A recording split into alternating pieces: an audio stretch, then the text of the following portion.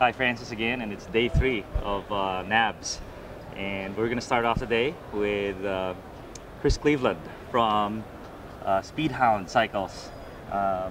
Chris, tell us about your company and what you do. Sure. We're based in Minneapolis, and our product we call the Only One, and it's a super versatile frame set that we've designed to let a person build basically any kind of road bike that you want. And what we've done is to develop a special dropout system.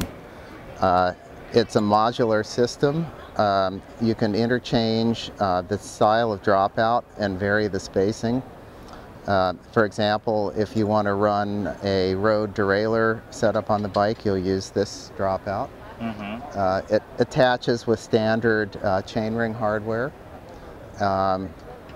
If you want to run a single speed or a fixed gear or a multi-gear hub, you can use the a track style dropout. And this piece fits in here 4 different ways. It has a 2.5 millimeter offset, and so that varies the spacing for your axle length in 5 millimeter increments.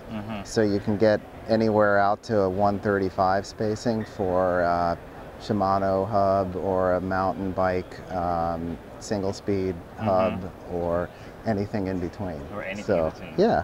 Nice. And the other cool feature, the slot here is what lets you put a belt into the frame if you're running a belt drive on it. So, you know, some people are into experimenting and trying different configurations, and people that really dig building bikes as a hobby and mixing it up, it gives them an opportunity to try a belt drive. Exactly. If they want to ride derailleur in the summer and switch over and do fixed gear for winter riding, you know, you can make that switch. Yeah, what's interesting, Chris, I've had a Retrotech bike for 10 years now. Okay. And nice. unlike my other bikes, it lasts forever. And the only limitation is my whims. You know, sometimes I want single speed, sometimes I want geared bike. Yep. So if I had something like this, it would extend the range of that bike. Yeah, and you know, we're building in steel. My hat says steel, not Steelers. I see.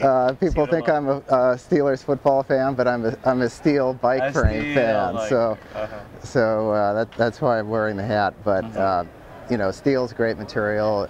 It'll run forever, easy to repair. Great ride. How do people buy this this dropout? Does it come with a frame, or do you buy the dropout? Yeah, we sell the frame and fork together. We make our own forks, and both sets of dropouts come with it. They both come with it. With all the attachment hardware. Nice. So later on, if you decide you want to go one way or the other, you know, you don't have to come back to us or the shop to get parts. You already have it all. So.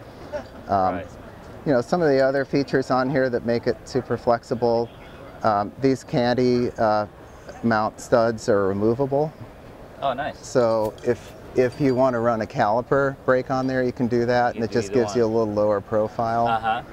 And then there are, you know, some racks and accessories that'll fit in there. We've got full threaded mounts for running fenders if you want to. I see. Threading on the frame. Plenty of eyelets all over for doing, you know, racks, whatever.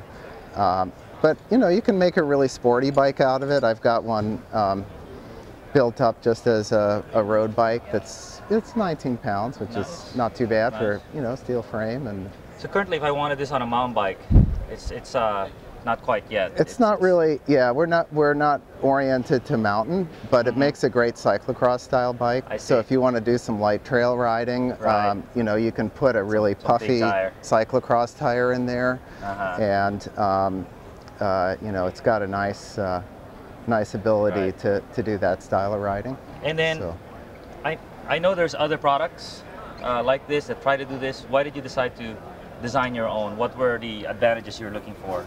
There are, you know, there have been some different removable dropouts on the market, but what I was trying to achieve was not only the flexibility of switching styles of dropouts, but to achieve the ability to change the spacing dramatically from 120 anywhere in 120, 125, 130, 135. Right. So you don't have to try to cold set the frame. Yes. If you're going from a Sturmey Archer 3-speed hub out to a mountain bike hub. Right.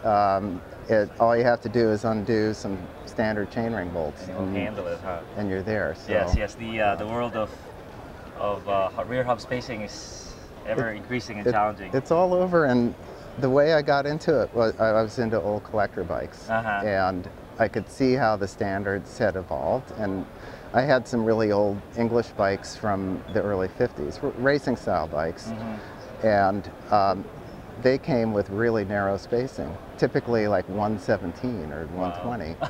And I wanted to run, just for kicks, run a modern, road setup on it. Right. But I didn't want to bend these beautiful frames. Exactly. So I thought, how could I create something, a frame that would let a person do all of that? Right. And that's how I created that concept. So. Well, wonderful, Chris. And I filed a patent on it. So. Oh, you have a patent on it. Wow. So we're, we'll feel like we really more of your bikes. got something unique. So, all right. Well, Chris, thank you. It really Thanks. complements your frames. Thanks, Francis.